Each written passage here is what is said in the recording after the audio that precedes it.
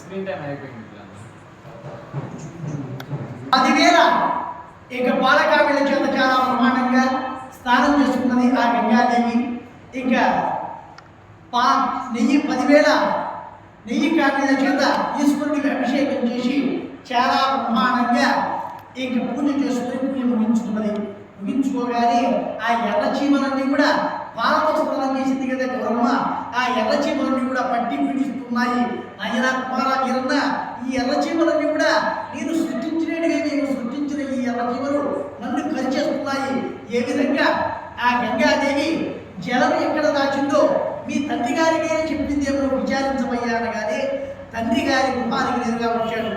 తండ్రి గారి గుహానికి రాగానే తండ్రి ఇంకా మా తల్లిగారు 5 దినముల నుంచి స్నానం లేదు, 6 రోజుల నుంచి శివ పూజ లేదు. ఇంకా ఏ విధంగా ఆ గంగాదేవి ఎక్కడ దాచి ఉంటుందో గంగతో విరోధం వద్దన్నాను. గంగ లేనిది ప్రపంచము లేదు కనుక ఆ గంగాదేవిని మీ తల్లిగారే వెళ్ళి విచారించమని.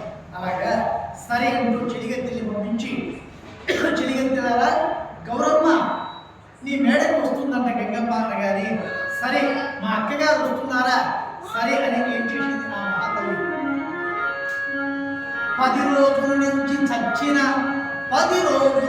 చచ్చిన చేప నీళ్ళ చేత కళ్యాపు చల్లనే గంగమ్మ.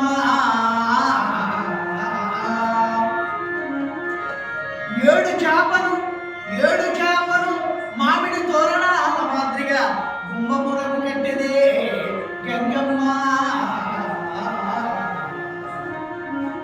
రాజాపుల సింహాసనము చేసినే గంగమ్మ. ఈ రీతిగా ఉండంగా గంగమ్మ గృహమునకు గౌరమ్మ వచ్చడే.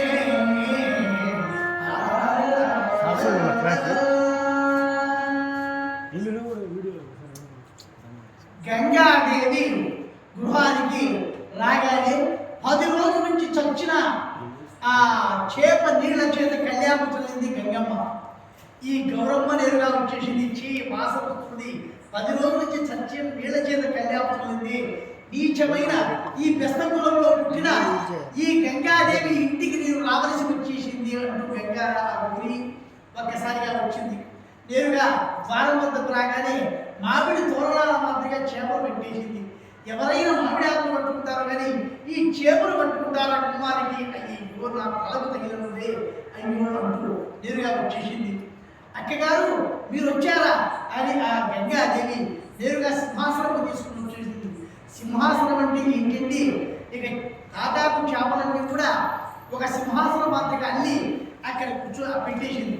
ఈ సింహాసనం పైన కూర్చోగా చీచి చేపల సింహాసనమా అక్కర్లేదు, అయ్యో గౌరీ. ఆ గౌరీ ఒక్కసారిగా చూచి గంగా జలం ఎక్కడ దాచిపెట్టావమ్మా?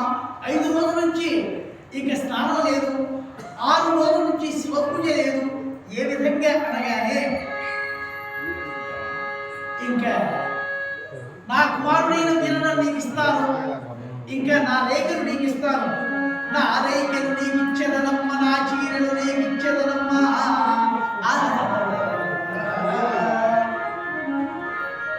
నీ చీరలు నా చీరలు కావా అక్క,